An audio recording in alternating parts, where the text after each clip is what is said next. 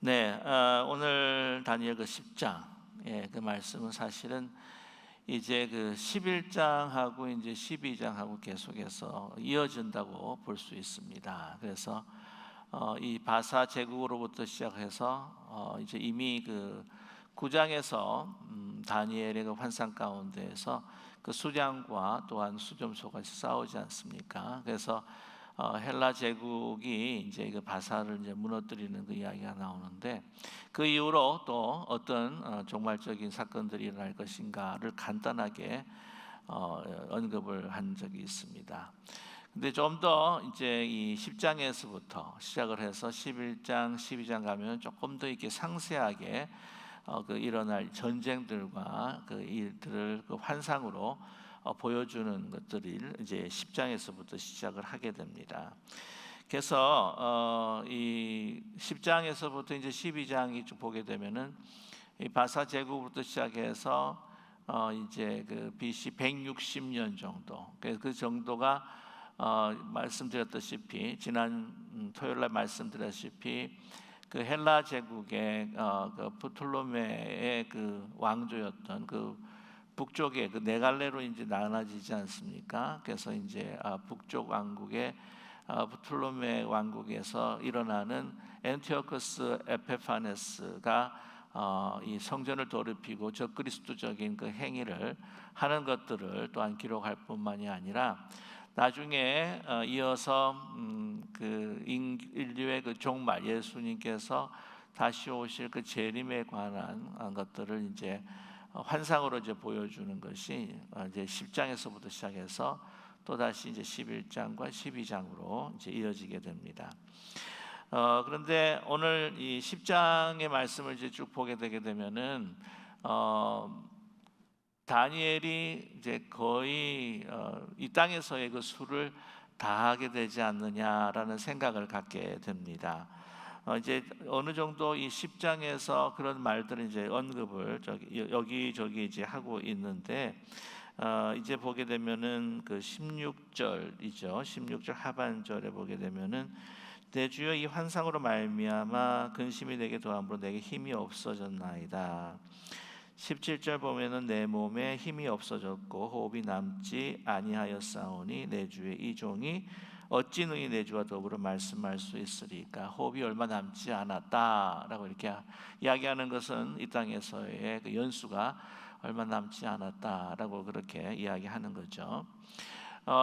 그 85세의 쯤에 이제 수를 다해서 이 다니엘이 이제 죽게 되고, 또 그 이 죽게 되는 그 85세 때에 오늘 이 말씀을 10장에서부터 시작해서 11장, 12장을 거쳐서 맨 마지막 그 연수가 다하는 말년에 이 환상을 보고 또 기록했을 것이다라고 추정하시는 분들이 참 많습니다.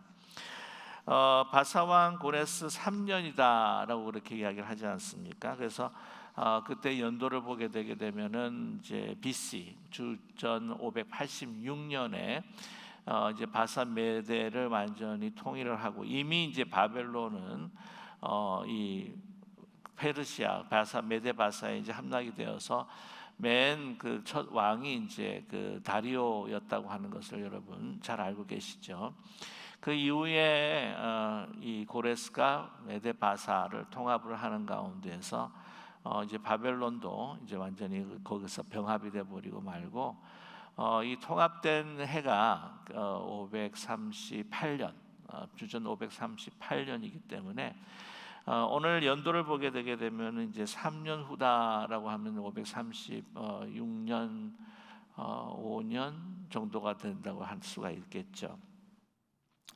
그래서 그때 이제 그 벨드사살하는 다니엘이 나타났는데 그 일이 참되니 곧 전쟁에 관한 것이라 그렇게 이야기를 하고 있습니다. 그래서 전쟁에 관한 것이라고 하는 것일 때 이 어떤 전쟁인가? 이 전쟁이라고 하는 것은 이제 계속해서 이제 그 11장에서부터 또한 12장까지 이제 이어지는 이제 큰 이 땅의 전쟁에 대한 이야기를 관한 것을 이제 이 환상으로 나타난 것이죠. 그 다니엘이 그 일을 이제 분명히 알았고 그 환상을 이제 깨달았다라고 하는 것이죠. 그러는 가운데 오늘 말씀 보게 되면은요, 그때에 다니엘이 새 이래 동안을 너무나 슬퍼합니다. 그리고 막 금식을 하는 거죠. 왜 이렇게 슬퍼하며 금식을 할까? 왜냐하면 그 전쟁의 그 처참함을 이제 보면서 거기에 대해서 이제 충격을 가질 수도 있었을 것입니다. 근데 아마 그것보다도 그런 것도 있겠고, 하나 더 중요한 이유는 이제 짐작을 하건대 자기의 민족에 대한 또 다시 당할 고통과 고난에 대해서 아마 너무 슬퍼하고 가슴 아팠기 때문에 주님 앞에 금식하며 나아갔을 것이다. 우리가 짐작할 수가 있습니다. 정말 그렇지 않겠습니까? 6.25 동란이라고 하는 것이 정말 처참했었는데 정말 너무나 많은 사람들이 죽었죠. 이 남한의 그 군군들뿐만이 아니라 연합군들의 그 피해 숫자, 또 인명의 피해로 본다고 한다면은 물론 적군이지만은 북한군, 그 다음에 중공군 뿐만 아니라 또 거기에 북한에 있는 주민들 정말 너무나 많은 피를 흘릴 수밖에 없었습니다. 근데 그거를 만약에 시작하기 전에 어느 누구에게 하나님께서 환상으로 확 보여주셨다고 하면 그 처참한 광경, 피 흘리는 광경,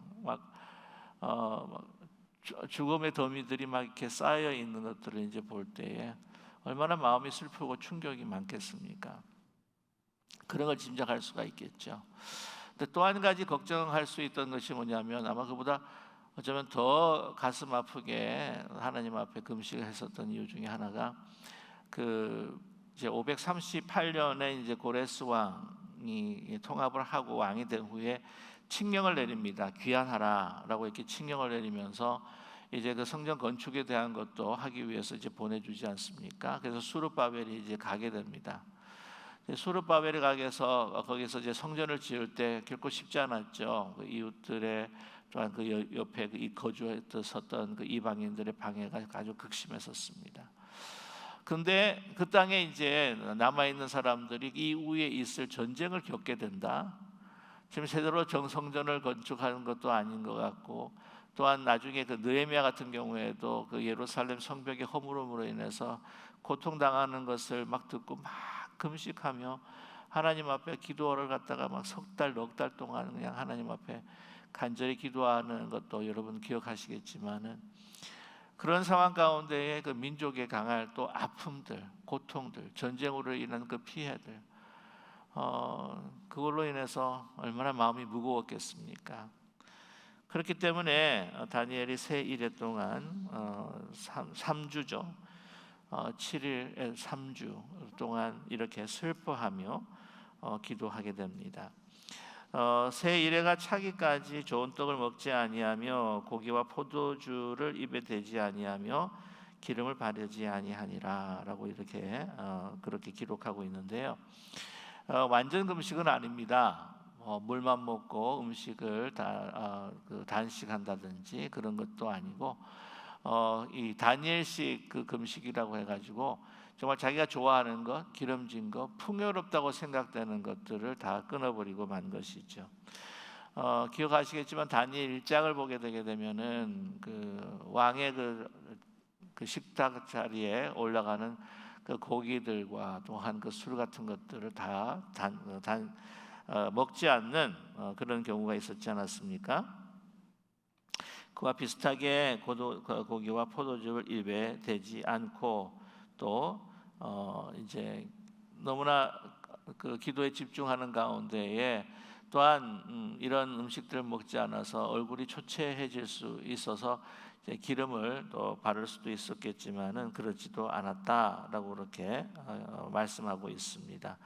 그래서 이 간절한 마음을 하나님 앞에 아뢰면서 정말 어떻게 우리의 민족의 앞날은 이 전쟁 가운데 정말 어떻게 되는 것입니까?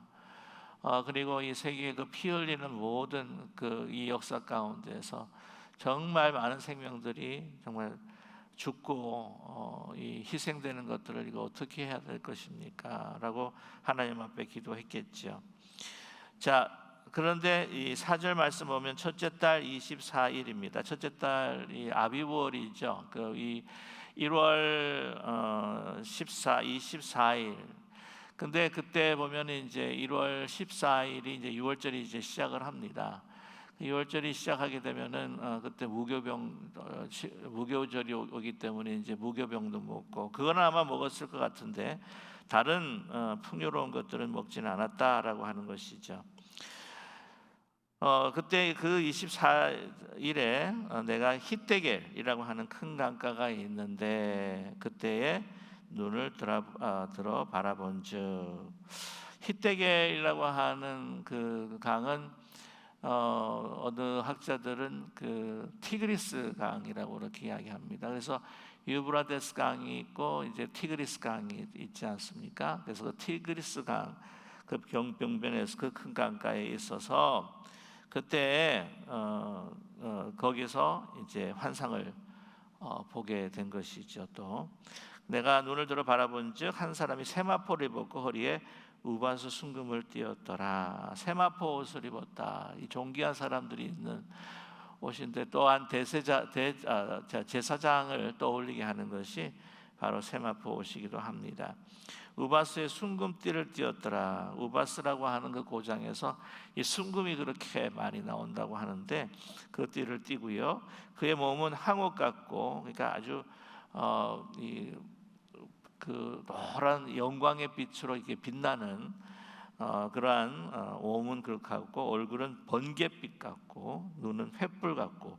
사실 그렇게 딱 마주 보게 되게 되면은 막 횃불이 나오고 막 번개가 나오고 막 하면은 굉장히 약간 뭐라 그럴까요? 무섭고 두려움에 떨릴 것 같습니다. 팔과 발은 빛난 녹 같고 그의 말소리는 무리의 소리와 같더라. 그렇게 이야기를 합니다. 많은 사람들의 어떤 그 소리처럼 이렇게 들린다는 것이죠. 자, 이 사람은 이 존재는 어떤 존재일까라고 생각할 때에 뭐 어떤 이는 가브리엘이다. 나중에 보면 이제 어떤 환상을 이야기하고 해석을 해줄 때에 또한 위로할 때 이제 가브리엘이 나타나고, 오늘 이 말씀의 그 끝에 보게 되면은 또 미가엘이가 또 나오지 않습니까? 중간에도 이제 미가엘이 나오는데 천사장이죠. 13절 보면은 하반절에 이제 미가엘 나오고 21절에도 이제 미가엘이 나옵니다. 그래서 천사 중에서 가장 강력한 그 군대장이요 또한 천사장으로 알려져 있는 미가엘인데, 오늘 이 만난 이 한 사람이라고 하는 것은 가브리엘, 전령과 같은 역할을 하는 천사, 또 가브리엘이 아니겠느냐라고 이렇게 이야기하시는 분도 있는데, 근데 가브리엘이라고 하면 가브리엘이라고 그렇게 이야기를 했겠죠. 우리 환상 가운데 환상을 가르쳐주고 하는 가브리엘을 언급을 하지 않습니까? 근데 오늘 이 모습을 보게 되면은 이 요한계시록의 1장에 나와 있는 예수님의 모습과 흡사한 점들이 참 많다는 거죠. 막 눈에 막 불이 나오고 이 막 환한 정말 이 천상의 그 어떤 영광이 보이는 그런 모습을 보면 이게 이제 사랑과 이분에 대해서 사랑과 같고 인자와 같은 분, 이런 언급을 하는 걸 봤을 때에 다니엘서에서 인자와 같은 분 하면 메시아입니다. 메시아, 오실 그리스도, 이 메시아에 대한 이야기이기 때문에 이분은 메시아다라고 우리가 해석하고 또 볼 수도 있습니다. 자, 그래서 그때 당시에 그 환상을 보면서 7절에요. 이 환상을 다니엘이 홀로 보았고 나와 함께한 사람들은 이 환상을 보지 못하였어도 그들이 크게 떨며 도망하여 숨었느니라 라고 이렇게 말하고 있습니다. 다른 사람도 옆에 있었다는 것이죠. 그런데 이 환상을 정확하게 본 사람은 자기고, 그 주위에 있는 사람들은 무슨 엄청난 소리가 나고 천둥 소리 같은 것들이 아마 날 수도 있었겠죠. 그러니까 다 두려움에 떨려 숨어버렸다는 것입니다. 그래서 나 홀로만 환상을 보게 된 거죠. 그랬을 때 내 몸에 힘이 다 빠져버립니다. 나의 아름다운 빛이 변하여 썩은 듯하였고 나의 힘이 다 없어졌다고 하는 것이죠. 너무나 그 초월적인 또한 강력한 그 환상, 우리 한계가 있는 그 인간, 유한한 그 존재가 정말 무한하고 초월적인 그 존재를 보았을 때에 그냥 어떻게 해요? 엎드려 꼬꾸라질 수밖에 없는. 그래서 요한계시록 같은 경우에 보아도 이 사도 요한 같은 경우에 그 환상을 보면서 그냥 엎드려지지 않습니까? 그냥 너무 강력해서 이제 혼이 나갈 정도의 그러한 아주 초월적인 존재라고 하는 것을 여기서 암시를 하고 있습니다. 재미나는 것은 그 어떤 한 성자가 기도하는 가운데 하나님을 보여주십시오. 하나님을 좀 보여주십시오. 하나님 보기를 원합니다. 계속 열심히 기도를 하는데 하나님 너무 간절히 기도를 해가지고 한번 보여줘야 되겠다 싶어가지고 하나님이 확 나타나가지고 얘야 그랬더니 너무 놀래가지고 심장마비로 꼬꾸라졌다고 하는 그런 우스갯소리가 있긴 있습니다. 네. 그 거룩하심에 우리 인간의 그 한계적인 유한한 그리고 거룩하지 않은 이 존재들이 어떻게 앞에 설 수 있을까? 두려움에 떨릴 수밖에 없습니다. 다른 사람들은 그래서 다 도망해서 숨었던 것 같아요. 그러나 정말 그래도 다니엘과 같은 그런 그 믿음의 훈련과 내공이 있는 사람이기 때문에 그래도 이 정도로 하나님을 마주하면서 환상을 볼 수 있지 않았을까 그런 생각이 듭니다. 자, 말한 그 10절에요. 그래서 너무 이게 진이 빠져가지고 음성을 들을 때 내가 얼굴에 땅에 대고 깊이 잠들어 볼 수밖에 없었다. 10절 말씀에 한 손이 있어 나를 어루만지기로 내가 떨었더니 그가 내 무릎과 손바닥에 땅에 닿게 일으키고 그래서 뭐 이제 겨우 힘을 내 가지고는 이제 지탱하면서 이렇게 이제 땅바닥에다 손을 대고 무릎을 대고 이제 일어난 것도 아니죠. 네. 자, 내게 이르되 은총을 받은 사람 다니엘아, 내가 내게 이런 말을 깨닫고 일어서라. 내가 내게 보내심을 받았느니라라고 말씀을 합니다. 은총을 받은 사람아, 너무 그 거룩하심에 그 강력하신 그 초월성에 의해서 그냥 완전히 우리 인간의 하찮은 미천한 그 존재가 그냥 꼬꾸라지게 되는데 뭐라고 말씀하세요? 오늘 말씀 보게 되면은요, 이 말씀을 하셨기에 내가 떨며 일어설 수 있는 그 말씀을 하셨습니다. 그게 뭐냐면 큰 은총을 받은 사람 다니엘아. 이 말은 뭐냐면 내가 너를 정말 내가 너무나 아끼고 사랑하는, 그래서 내가 너에게 큰 은총을 내가 주는 그런 사람, 하나님의 은총을 받은 정말 사랑스러운 사람아 라고 이렇게 부르시는 거죠.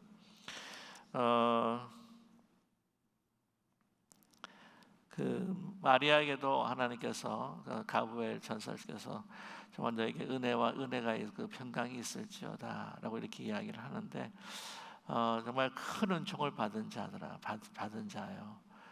정말 이러한 하나님의 그 선포하심이 우리 매일매일 우리 말씀을 통해서 우리 내면에 우리의 심령에 들려지는 그런 복을 늘 누리게 되는 우리 모두가 되기를 간절히 소망합니다. 그게 얼마나 정말 가슴 벅차겠어요. 너는 내 사랑하는 아들이다, 내 사랑하는 딸이다. 너는 내 은총을 받은 자다. 내가 큰 은총을 내린 자다. 얼마나 아끼시는 말씀입니까?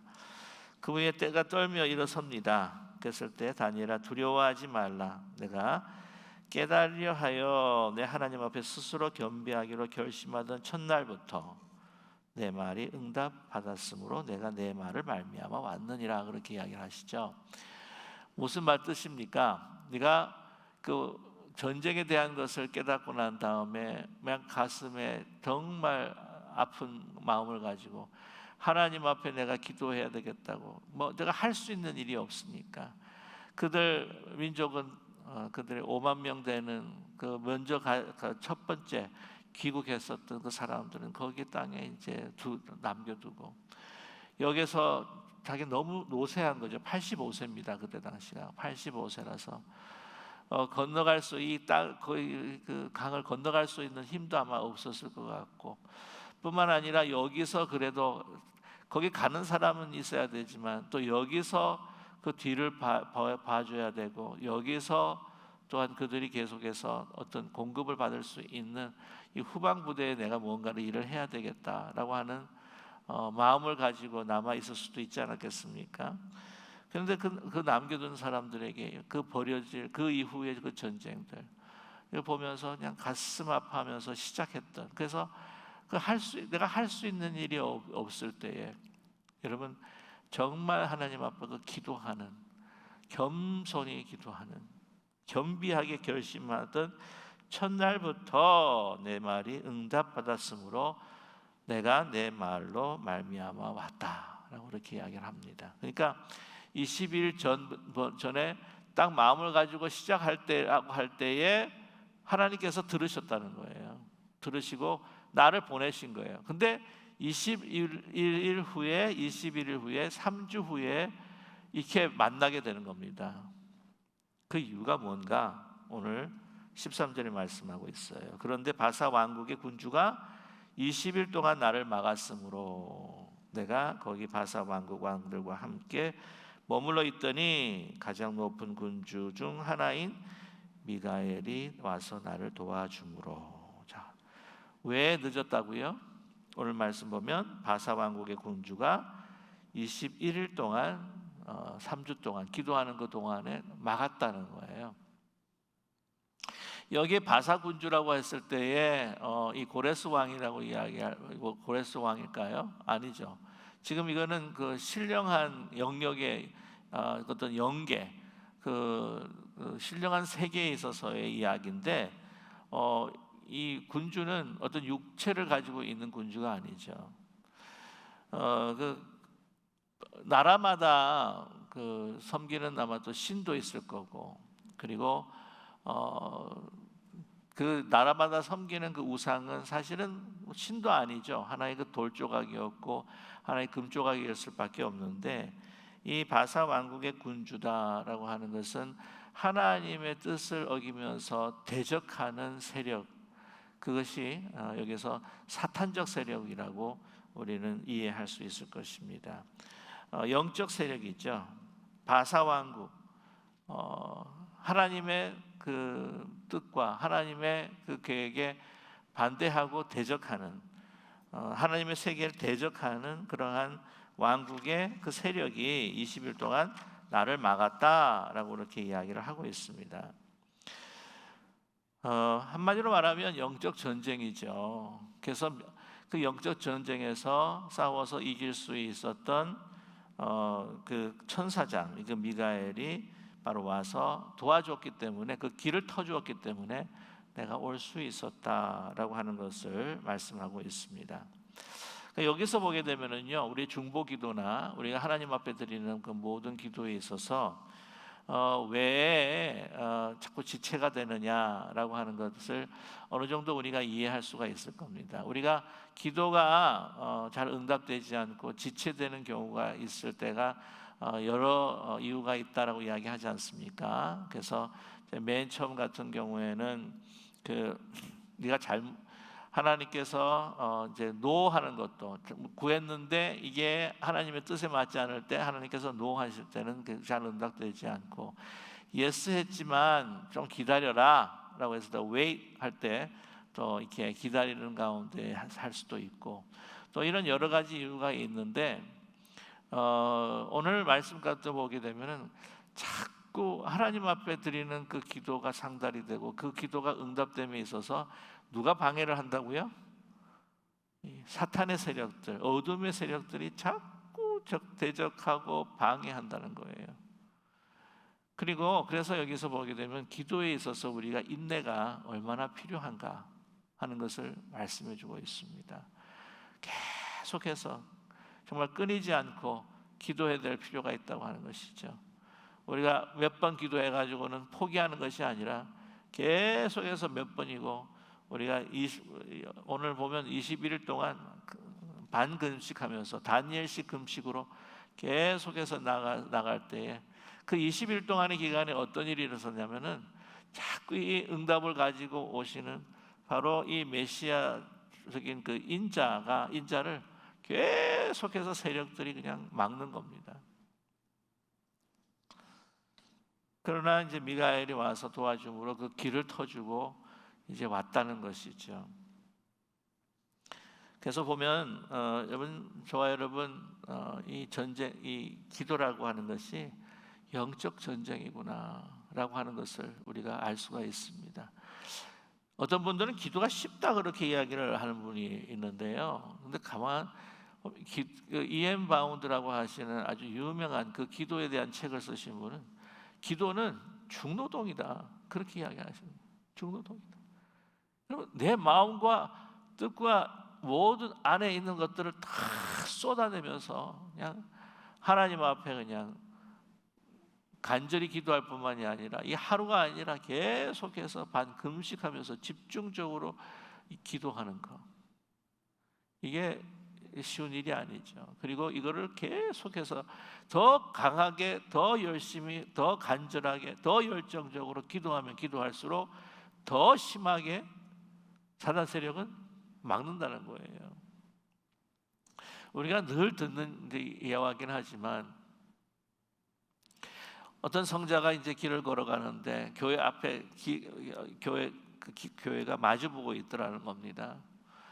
내 한쪽 위에 지붕에는 사탄이 막 삼지창 가지고 막 찌르고 막 난리가 나고, 막 한쪽 교회는 사탄들이 사탄 졸개들이 그냥 쿨쿨하고 자고 있더래요. 그래서 보면서 야, 사탄이 쿨쿨 자고 있는 교회는 정말 열심히 기도하기 때문에 공격해도 안 돼서 저렇게 자고 있는 거구나.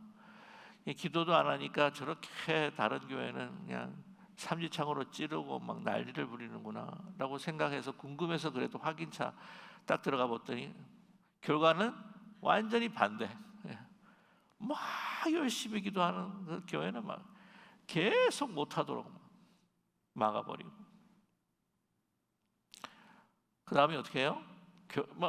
쿨쿨 자는 교회는 건드리지도 않아. 그냥 자기 알아서 다 이렇게 하니까. 근데 목회할 때마다 여러분 제가 진짜로 말씀을 드리는 거는요, 정말 열심히 기도할 때 더 영적인 공격이 들어오는 거 아십니까? 그래서 이 기도라고 하는 것이 헐렁헐렁한 게 아니에요. 이건 영적 전쟁이요, 싸움이요. 정말 우리가 간절히 붙들고 우리가 함께해야 할, 이 홀로 하기도 힘든데 함께해야 할 정말 하나님 앞에 드려야 되는 우리의 집중적인 시간이어야 된다고 분명히 저는 믿습니다. 자, 그래서 그 얘기를 열어줬기 때문에 오셨다는 것이죠. 이제 내가 마지막 날에 내 백성이 당할 일을 내게 깨달으려 하러 왔노라. 이는 이 환상 오랜 후에 이름이라 하더라. 그러니까 지금 환상이, 그 전쟁이 그 당시만 있는 것이 아니라 그 이후에 계속해서 있을 그러한 전쟁들에서 이야기를 하겠다라고 이렇게 말씀합니다. 이런 말로 말문이 막히고, 오늘 15절이죠. 네. 이런 말로 내가 이럴 때에 내가 곧 얼굴을 땅에 향하고 말문이 막히더니, 16절의 말씀에 인자와 같은 이가 있어. 인자와 같은 이죠. 네. 입술을 만진지라. 입술이 열립니다. 내 주연 이 환상을 말미암아 근심이 내게 더함으로 내가 힘이 없어졌나이다. 이 하나님께서 보여주시는 그 놀라운 그 환상, 이것으로 인해서 사실은 참 우리에게 더 큰 인생의 무거운 짐들이 우리에게 주어진다고 하는 것이죠. 저와 여러분, 이게 하나님께서 또한 다니엘에게 주시는 하나의 은사이기도 합니다. 환상이라고 하는 것. 저와 여러분, 하나님께서 우리에게 주시는 은사들이 있다고 한다면 그 은사들에 대해서 우리는 이것을 하나님의 뜻에 맞추어서 사용해야 될 우리 그 무게가 있다고 하는 것을 잊지 말아야 할 것입니다. 이게 특권, 그 환상을 보게 되면 얼마나 좋을까? 얼마나 그냥 내가 신앙이 더 성숙해질까, 더 간절해질까, 그런 것도 있겠지만 이게 더 이런 은사가 우리에게 더 주어질 때에 우리는 이 책임감, 그 뜻에 대해서 내가 행해야 될 것들에 대해서 어떤 무게감, 그것으로 인해서 굉장히 힘들어질 때가 있다고 하는 것이죠. 그러는 가운데에 오늘 말씀합니다. 아까 말씀드렸죠. 내 몸이 힘이 없어지고 더 근심이 쌓이고 힘이 없어지고 17절의 말씀 보면 호흡이 남지 아니하였으니 내 주의 이 종이 어찌 내 주와 더불어 말씀할 수 있겠습니까? 근데 이제 만져주십니다. 위로해 주십니다. 힘을 주십니다. 뭐라고 말씀하십니까? 19절 우리 같이 한번 읽어볼까요? 이르되 큰 은총을 받은 사람이여 두려워하지 말라. 평안하라. 강건하라. 그가 이같이 내게 말하매 내가 곧 힘이 나서 이르되 내 주께서 나를 강건하게 하셨사오니 말씀하옵소서. 아멘.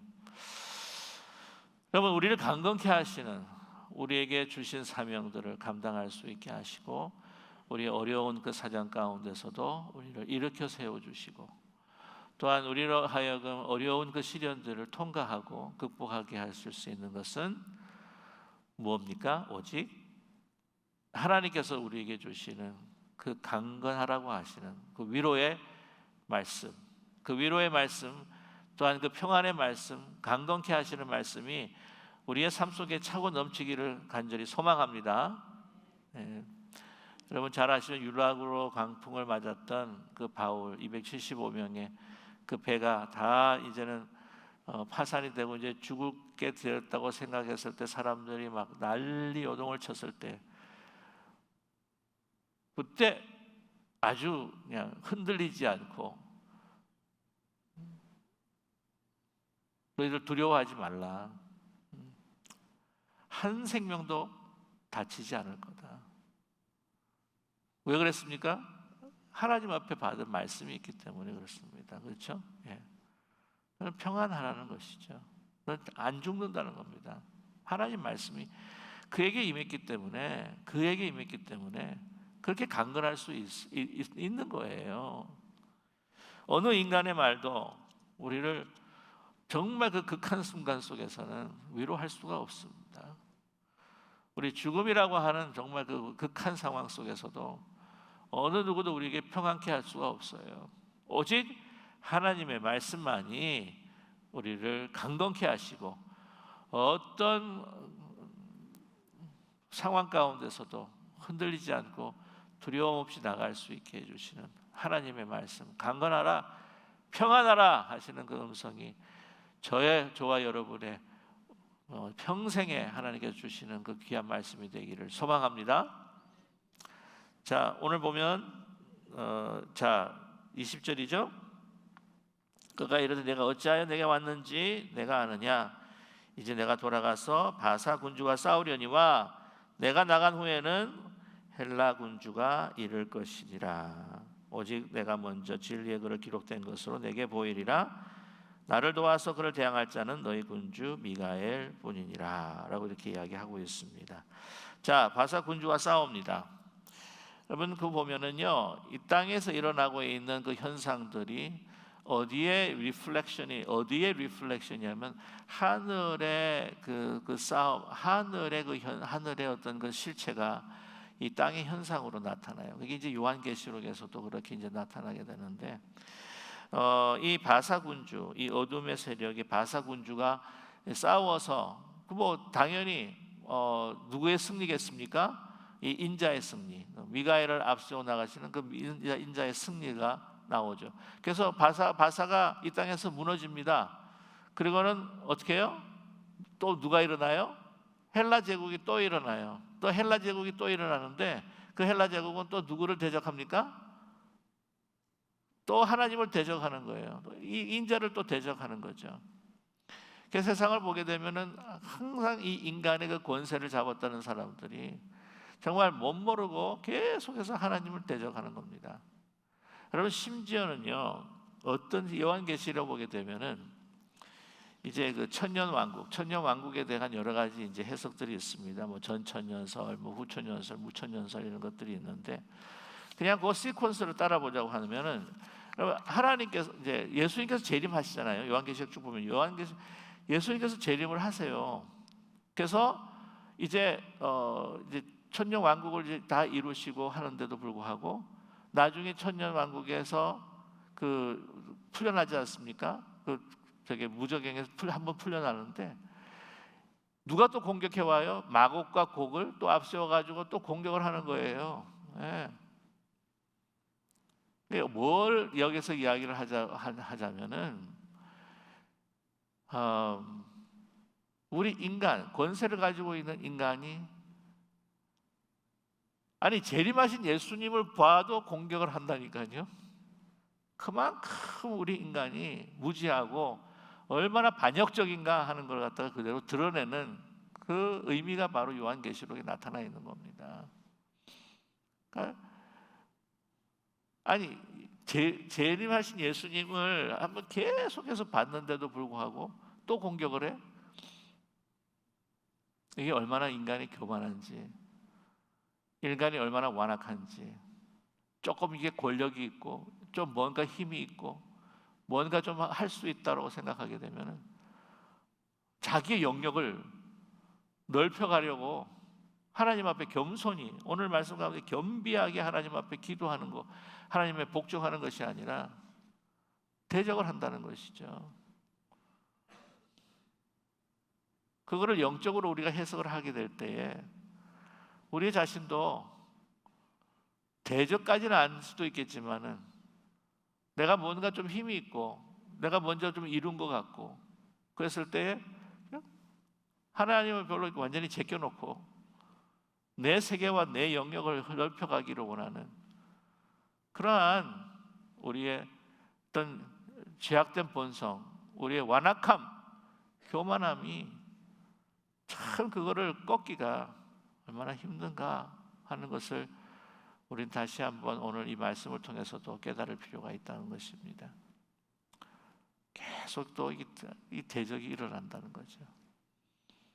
저와 여러분 오늘 이 말씀을 통해서 그러한 세력이 아니라 정말 저와 여러분 모든 삶에 있어서 겸비한 마음으로 오늘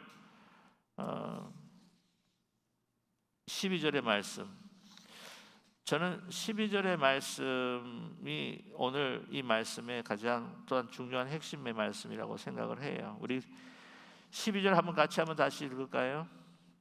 그가 내게 이르되 다니엘아 두려워하지 말라. 내가 깨달으려 하여 내 하나님 앞에 스스로 겸비하게 하기로 결심하던 첫날부터 내 말이 응답받았으므로 내가 내 말로 말미암아 왔느니라.